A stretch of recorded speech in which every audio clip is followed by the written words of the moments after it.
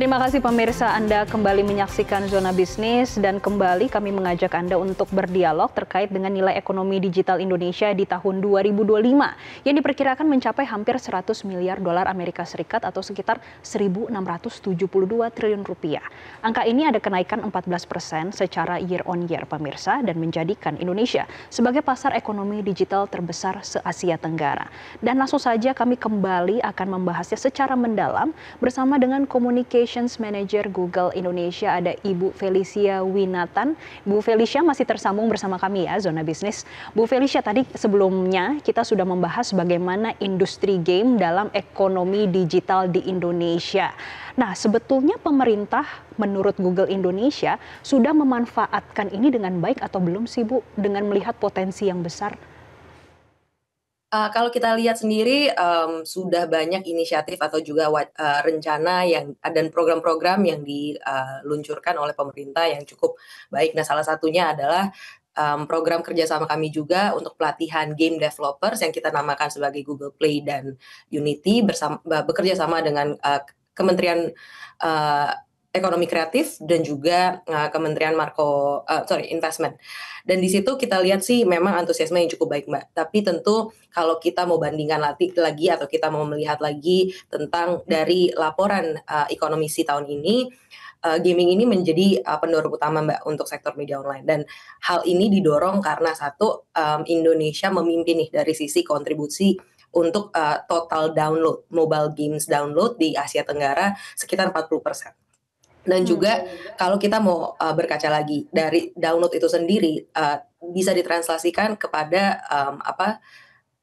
pendapatan untuk aplikasi game itu Indonesia pun juga memimpin, di mana kita memimpin sekitar 35%. Jadi artinya apa? Dari sisi, market kita memiliki, antusiasme yang cukup besar, dari sisi pelatihan pun sudah ada, namun bisa kita, tingkatkan lebih baik lagi. Dan mungkin tanggapan pemerintah pun juga sudah tersedia dan bagaimana caranya kita, bekerja sama untuk terus mendorong pertumbuhan ketersediaan developer-developer lokal. Oke, developer lokal ya, yang masih terus perlu didorong. Baik, Ibu itu tadi kita sudah membicarakan terkait dengan game, tapi kan GMV banyak ya, ini laporannya terkait dengan e-commerce, kemudian ada tadi video online dan lain-lainnya. Nah, sekarang kita kembali lagi terkait dengan laporan dari Ekonomisi 2025. Bu, kalau secara keseluruhan kita melihat data dari tahun 2020 sampai 2025 itu kenaikannya signifikan. Bahkan sampai tahun 2028 itu diperkirakan mencapai lebih dari 130 miliar dolar Amerika Serikat. Nah, ini dengan potensi yang besar, sebetulnya ekosistem ekonomi digital di dalam negeri sudah cukup mendukung belum sih Bu? Dan apakah ini cukup menarik investor asing untuk masuk ke dalam negeri? Mungkin kalau kita bisa dibilang, untuk ketertarikan investor kepada Indonesia mungkin akan, bisa beberapa faktor yang bisa contribute untuk dalam faktor itu, Mbak. Tapi salah satu yang menarik adalah, kesiapan pengguna Indonesia atau kesiapan masyarakat Indonesia, bagaimana antusiasmenya itu kita convert atau kita ubah atau kita, gali lagi potensinya menjadi, potensi komersial. Nah, contohnya saja, Mbak, salah satu, temuan dari Economy Report juga melihat bahwa Indonesia menunjukkan penerimaan, yang luar biasa terhadap artificial intelligence atau AI. Nah, di situ kita lihat, hal seperti setiap hari masyarakat Indonesia atau 80% masyarakat Indonesia sudah berinteraksi dengan, tools-tools seperti AI. Dan juga nggak cuman itu, dari, minat atau kebiasaan digital, itu sudah kepada atau terubah kepada, commercial gains atau pendapatan komersial. Contohnya, laporan tersebut juga menemukan bahwa, eee, sekitar 127% pendapatan atau revenue dari aplikasi-aplikasi yang memasarkan AI atau aplikasi AI di Asia Tenggara itu, kontribusinya dari Indonesia. Jadi artinya apa? Ada minat dan juga minat itu sudah tersalurkan menjadi, commercial gains dan ini menjadikan Indonesia sebagai, negara yang cukup signifikan dari, sisi potensi ke depannya. Karena, kita tahu kita sudah menghadapi di daerah digital dan juga sudah ada, minat dan juga kebiasaan yang baik dan juga positif dari masyarakat Indonesia atau pengguna Indonesia, dan juga adanya commercial gains itu. Jadi ini mungkin salah satu faktor yang bisa dikonsider untuk foreign investors gitu. Oke. Bu Felicia, terakhir nih Bu, kita melihat bagaimana potensi GMV Indonesia ini akan terus meningkat ke depannya. Dari dalam negeri sudah terlihat talenta-talentanya, kemudian juga sudah bagaimana stakeholder ini melihat dari sisi regulasi dan juga ekosistem. Bu, tapi kalau dari Google Indonesia, kalau ada satu strategi prioritas yang perlu direkomendasikan terhadap pemerintah melihat dengan adanya potensi yang sangat signifikan, apa Bu salah satu strategi yang paling penting? Mungkin kalau strategi itu kita rangkum menjadi 3 langkah ya Mbak ya, karena ada 3 pilar.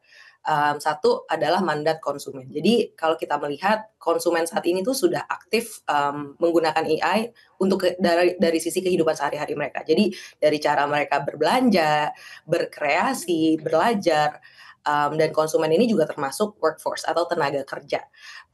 Jadi bagaimana caranya kita bersama-sama kita berpikir untuk satu meningkatkan kapasitas mereka untuk dari sisi potensi AI itu sendiri. Dan kedua dari sisi operasional untuk para bisnis. AI ini sudah bukan jadi fase teknologi lagi Mbak, tapi sudah menjadi bisa dibilang integrasi yang real saat ini, sudah terintegrasi ke hadapan kehidupan sehari-hari. Jadi bagaimana bisnis bisa memanfaatkan AI untuk memberdayakan sumber daya manusia, untuk menghasilkan tenaga kerja yang membawa nilai lebih tinggi lagi. Itu dari sisi operasional bisnis. Dan yang ketiga, kita juga melihat bahwa masyarakat Indonesia memiliki tingkat kepercayaan yang cukup positif kepada AI. Makanya mereka pun juga menggunakan AI untuk hal-hal yang sudah mundane atau hal-hal yang bisa dibilang tugas sederhana untuk keseharian. Tapi belum untuk keputusan kompleks. Misalnya contohnya seperti pilihan keuangan atau kesehatan gitu kan. Karena masih ada trust barrier atau tantangan dari sisi kepercayaan itu sendiri.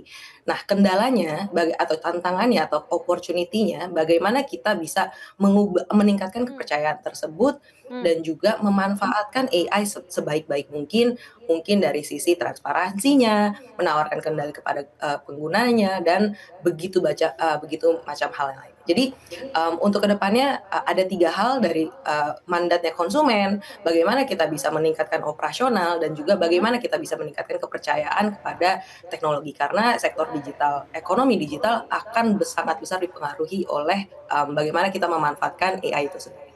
Oke, baik. Terima kasih Ibu Felicia Winatan, Communications Manager Google Indonesia sudah memberikan insight-nya bagi kami pemirsa Zona Bisnis. Jelajahi cara baru mendapatkan informasi. Download Metro TV Extend sekarang.